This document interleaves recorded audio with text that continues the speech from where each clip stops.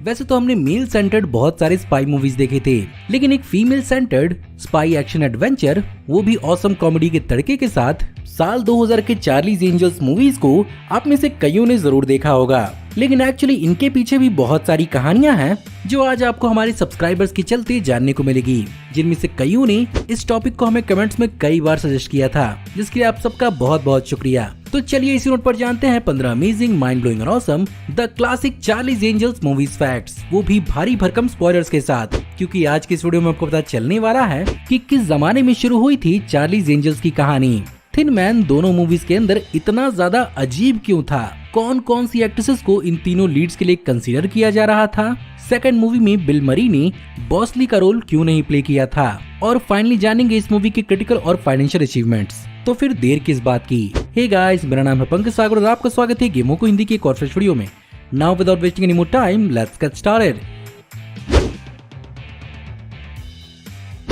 सन 2000 के जमाने की चार्ली एंजल्स मूवीज इसी नाम के 1976 के एक्शन ड्रामा सीरीज पर बेस्ड है, जो 22 सितंबर 1976 से लेकर 24 जून 1981 तक 115 एपिसोड्स के साथ 5 सीजन्स तक चली थी, जहां पर ये शो एक्चुअली कॉमेडिक कम और ड्रामेटिक ज्यादा थी, लेकिन यहां पर डायरेक्टर MCG ने अपनी मूवीज को बहुत हद तक कॉमेडिक रखा था। चार्लीज एंजल्स पर सन 2000 के जमाने में मूवी बनती ही नहीं अगर इन मूवीज के अंदर डिलन का रोल प्ले करने वाली एक्ट्रेस ड्रू बैरिमोर इस टीवी शो के राइट्स को एक्वायर नहीं करती, जिसके चलते ही उन्होंने इस मूवी से काफी अच्छा खासा मुनाफा भी कमाया। और पहली मूवी के अंदर इस मूवी से उन्हें $40 मिलियन और दूसरी मूवी से उन्हें $80 मिलियन का फायदा पहुंचा।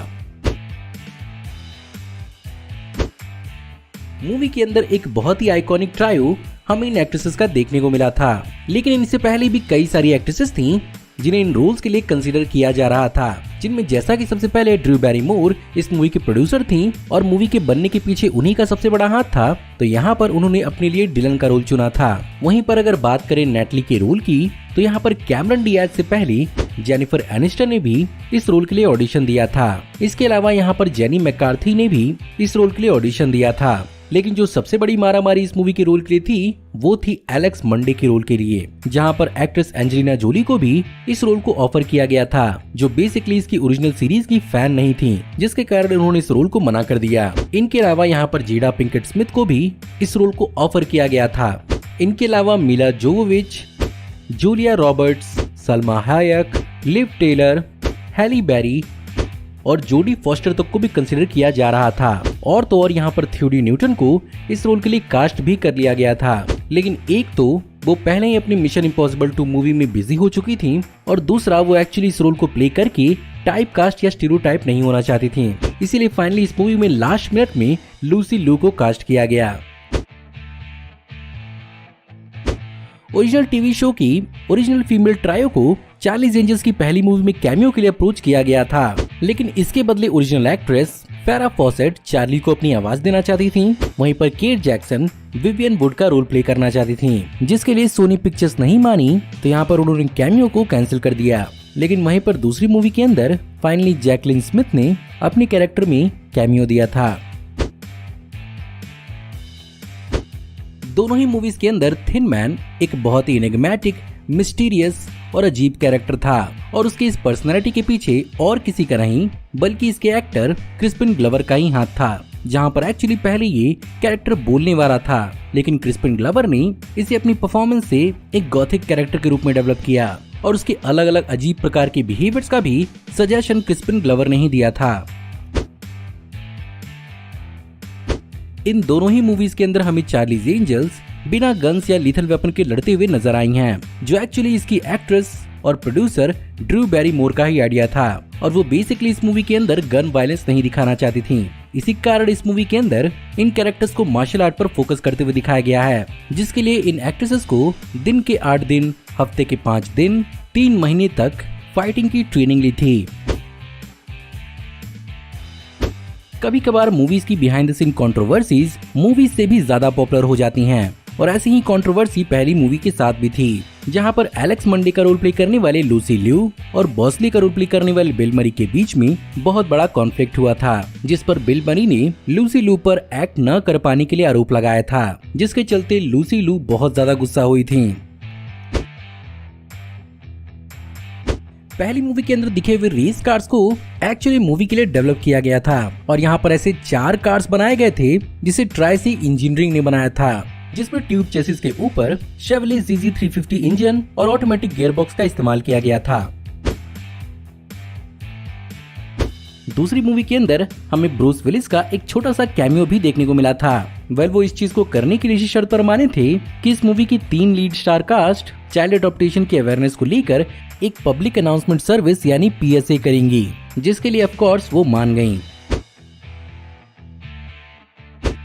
इस मूवी के फ्लैशबैक सीन के अंदर हमें बॉन जोवी के गाने लिविंग ऑन अ प्रेयर सुनने को मिला था, जिसे एक्चुअली ड्रू बैरीमोर हमेशा से ही इस्तेमाल करना चाहती थी, लेकिन इनिशियली इस गाने के राइट्स प्रोडक्शन को बहुत ज्यादा एक्सपेंसिव पड़ रहे थे। इसीलिए यहाँ पर ड्रू बैरीमोर ने बॉन जोवी से खुद मिलकर उन्हें सब कुछ एक्सप्लेन किया था और बताया था कि वो उनकी बहुत बड़ी फैन है और वो इस गाने को इस मूवी के अंदर इस्तेमाल करना चाहती हैं, जिसके कारण बॉन जोवी ने अपनी तरफ से खुद कोशिश करके एक लूप होल निकाला जिससे ये गाना इस मूवी के अंदर इस्तेमाल हो पाया। दूसरी मूवी के अंदर वो मेंशन तो आपको याद ही होगा जहां पर एंजल्स थिन मैन की ओरिजिन स्टोरी को जानती हैं। इस मूवी के अंदर इसे बहुत ही आयरॉनिक तरीके से दिखाया गया है क्योंकि एक्चुअली ये ह्यू हेफनर का प्लेबॉय मेंशन है, जो फेमस प्लेबॉय मैगजीन के फाउंडर और ओनर थे। अब चलिए बात करते हैं दूसरी मूवी के कुछ फेमस सीन्स के बारे में, जहां पर एंजल्स को यू कैन टच दिस पर डांस करते हुए दिखाया जाता है। तो यहाँ पर कैमरन डियाज को एक्चुअली वियर्ड तरीके से डांस करने को कहा गया था, जो उनके लिए मुश्किल इसलिए था क्योंकि कैमरन डियाज एक प्रोफेशनल डांसर भी रह चुकी हैं और जिस सीन के अंदर तीनों एक साथ डांस करती हैं तो आपने इस बात को जरूरी नोटिस किया होगा कि कैमरन डियाज बेयर फुट थी और बाकी दोनों एक्ट्रेसेस हील्स में थी। वहीं पर दूसरी तरफ जब लूसी लू और ड्रू बैरीमोर कार के नीचे छुपी हुई दिखती हैं तो उस कार को एक्चुअली जैक की मदद से उठाया गया था ताकि वो दोनों उसके अंदर फिट हो पाएं। और फाइनली मोटोक्रॉस वाले सीन के अंदर हमें real motocross drivers Ricky Carmichael, Jeremy McGrath, Chris Gosselaar और केरी हार्ट का कैमियो भी देखने को मिला है। दूसरी मूवी के अंदर एक्चुअली बिल मरी अपनी पिछली मूवी के कंट्रोवर्सीज के चलते बॉसली का रोल प्ले करने के लिए वापस नहीं आए, जिसके कारण यहाँ पर जेमी फॉक्स को भी जिमी बॉसली के रोल के लिए कंसीडर किया जा रहा था, लेकिन फाइनली यहाँ पर जिमी बॉसली की जगह पर बार्नी मैक ने जिमी बॉसली के अडॉप्टिव ब्रदर के रूप में अपना रोल प्ले किया। पहली दोनों मूवी के रिलीज होने के बाद इस मूवी की फ्रेंचाइजी को और आगे बढ़ाया जाना था, जहां पर इस मूवी की तीसरी और चौथी मूवी को भी प्लान किया गया था, लेकिन दूसरी मूवी के क्रिटिकल और बॉक्स ऑफिस फेलियर की वजह से सोनी ने इस फ्रेंचाइजी को ही कैंसिल कर दिया और 2019 में इसका एक सॉफ्ट रीबूट लॉन्च किया गया, जहां पर वो भी लोगों को पसंद नहीं आई थी। अब बात करते हैं इन दोनों मूवीज के क्रिटिकल और फाइनेंशियल परफॉर्मेंसेस के बारे में, जहां पर सबसे पहले फाइनेंशियल परफॉर्मेंस की बात की जाए तो पहली मूवी ने यहां पर $93 मिलियन पर वर्ल्ड वाइड $264 मिलियन कमाए थे और ये सन 2000 की 12वीं सबसे ज्यादा कमाने वाली मूवी साबित हुई थी। इसी चीज को देखते हुए सेकंड मूवी का बजट $120 मिलियन किया गया, लेकिन ये पहली मूवी से भी कम $259 मिलियन ही कमा पाई और एक हिसाब से ये फाइनेंशियल फ्लॉप साबित हुई। वहीं पर बावजूद कुछ एक्शन और कॉमेडी के इन दोनों मूवीज का क्रिटिकली भी कोई खास लास्टिंग इम्पैक्ट नहीं छोड़ पाया, जिसके कारण ये मूवी सीरीज आगे नहीं बढ़ी।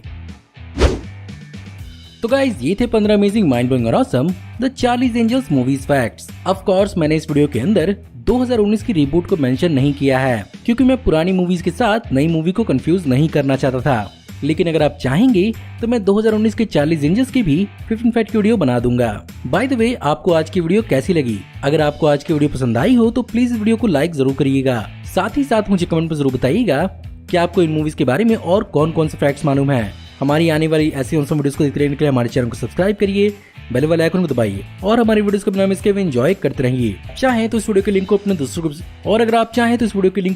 ग्रुप्स के बीच में जितना हो सके उतना शेयर करें। Thank you for watching. See you in the next video. Till then, take care. Goodbye.